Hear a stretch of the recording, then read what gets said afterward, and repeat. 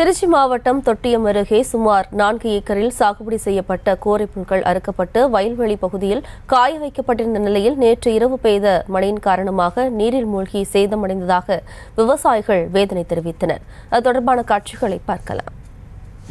Sir, இது மாதிரி 4 ஏக்கருங்க நான் விவசாயம் பண்ணி எல்லாம் பயிரிட்டுங்கன்னா 4 லட்ச ரூபா கடன் வாங்கி போட்டு என்னால் அதை போட்டு முதலீடு எடுக்க முடியலைங்க.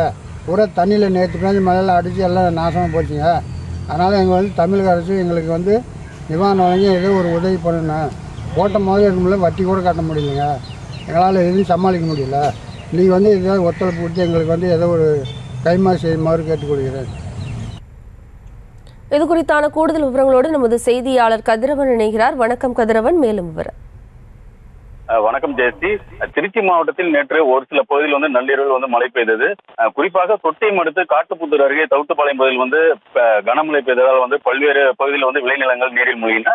குறிப்பாக சின்ன பள்ளிப்பாளையத்தை சேர்ந்த விவசாயி சக்திவேல் நகை மற்றும் வங்கி கடன் வாங்கி கோரைப்புல் 4 ஏக்கர் பரப்பளவில் விவசாயம் செய்தார். நேற்றைய முன்தினம் கோரைப்புல்லை அறுத்து வயல் பகுதியில் காய வைத்துள்ளார்.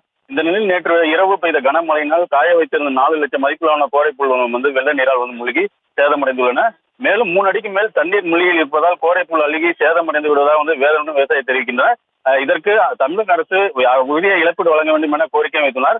மேலும் காட்டுப்புத்தூர் அடுத்து தவிட்டுப்பாளையம் பகுதியில் பார்ப்பர் காலனியில் நேற்று இரவு முழுவதும் பெய்த கனமழையால் சுமார் 20க்கும் மேற்பட்ட வீடுகள் மழைநீர் சூழ்ந்துள்ளது. வெள்ள நீரை வெளியேற்றுவதற்காக காட்டுப்புத்தூர் பேரூராட்சியினர் ஜேசிபி இயந்திரம் தண்ணீரை வெளியேற்றும் முன்னே தற்போது ஈடுபட்டுள்ளனர். குறிப்பாக இந்த விவசாயிக்கு 4 ஏக்கர் பரப்பளவில் கோரைப்புல் நட்டதுக்கு தனக்கு ஏதாவது நிவாரணம் வேண்டும் என கோரிக்கை வைத்துள்ளனர். ஜெயஸ்ரீ, விவரங்களுக்கு நன்றி கதிரவன்.